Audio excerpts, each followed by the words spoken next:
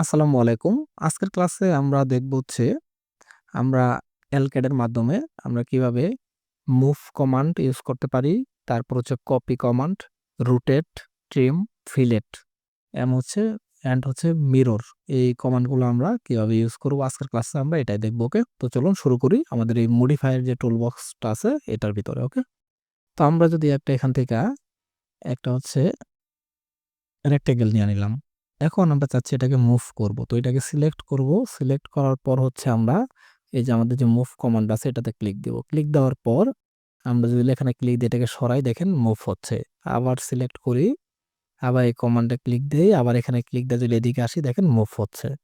এখন চাচ্ছি এটাকে আমরা কি করব, কপি করব। তো সেই ক্ষেত্রে এটাকে সিলেক্ট করব। তারপর আমরা এই যে কপিতে ক্লিক দিব। এখানে ক্লিক দেই, এখানে আমি ইচ্ছা মতো আমরা কপি করতে পারি। দেখছেন, এটা আমি এগুলো ডিলিট করে দিলাম, ডিলিট। ওকে, এটা রাখলাম। এখন আমরা দেখবো ট্রিম কমান্ড। তো সেই ক্ষেত্রে আমরা লাইন নিয়ে নিই, এই দিক দিয়া লাইন নিলাম, এখান দিয়ে লাইন নিয়ে নিই। তো আমরা যদি এই ট্রিম কমান্ডে ক্লিক দিই, এখানে ক্লিক দেওয়ার পর এখানে আসলে দেখেন এই যে কেটে গেছে, এইখানে কাইটা দিতে পারে। মানে যেখানে ক্লিক দিব বাড়তি অংশ আছে, এখানে ক্লিক দিলে এই যে কেটে যাবে। ওকে, এখানে যদি এই যে কেটে গেল, ইন্টার দেই, দেখছেন ইন্টার দেব, তাহলে সে আমাকে ছেড়ে দিছে। ওকে, এখন আমরা দেখব ফিলেট কমান্ড, এই যে এটা। তো এইটাতে যদি আমরা ক্লিক দেই, ক্লিক দেওয়ার পর আমরা যদি এইটাতে ক্লিক দেই, আরেকটা এইটাতে ক্লিক দেই, দেখেন এই যে জোড়া লাগা গেছে। আবার চাচ্ছি এটা এইদিকে যেন লাগা যায়, তো সেক্ষেত্রে এখানে ক্লিক দিলাম, এই যে ফিলেট আইসা। তারপর আমরা প্রথমে এইটাতে একটা ক্লিক দিব এবং পরবর্তীতে এইটাতে একটা ক্লিক দিব। এই যে ক্লিক দিলে এই যে লাগা গেছে, দেখছেন। আবার যদি আমরা নেই ফিলেট, আবার এই পাশে আমরা ক্লিক দিলাম, এই পাশে একটা ক্লিক দিলাম, এই দেখেন জোড়া লাগা গেছে।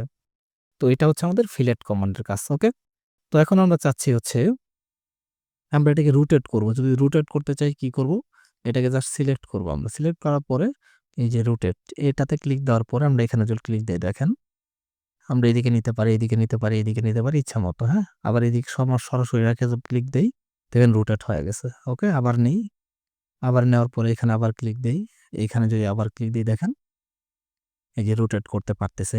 ওকে, আবার আপনি মানও দিয়ে দিতে পারবেন, কোনো সমস্যা নাই। এখন চাচ্ছি এটা মিরর করব আমরা। ওকে, তো সেই ক্ষেত্রে এটা আমরা সিলেক্ট করি। সিলেক্ট করার পর আমরা কি করব, আমরা কি মিরর করব, যে মিরর।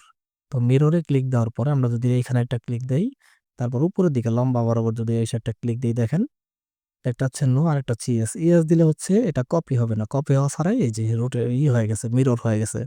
আবার এটাকে সিলেক্ট করি, আবার এই যে মিররে আসি। এখন যদি আবার নেই, এই যে মিরর উপরের দিকে যাব, ঠিক আছে। নেওয়ার পর যদি নোতে ক্লিক দিই, এই যে এই পাশে একটা হয়ে গেছে। এখন আবার যদি সিলেক্ট করি, দেখেন সিলেক্ট করার পর এই যে মিররে আসে, আমি এই দিকটা সিলেক্ট করলাম, এই যে নো, এই দেখছেন এটা কিন্তু সরাসরি কপি হয়ে মিরর হয়ে গেছে। ওকে, তো আশা করি আপনারা বুঝতে পারছেন আজকে আমরা কি কি টুলস মানে কমান্ডের কাজগুলো দেখলাম। মুভ, কপি, তারপর ট্রিম, তারপর ফিলেট, রোটেট আর মিরর। ওকে, তো আশা করি আপনারা বুঝতে পারছেন আজকের ক্লাসটা। এলকেড এর আজকের ক্লাসটা এই পর্যন্ত। সবাই ভালো থাকবেন। আসসালামু আলাইকুম।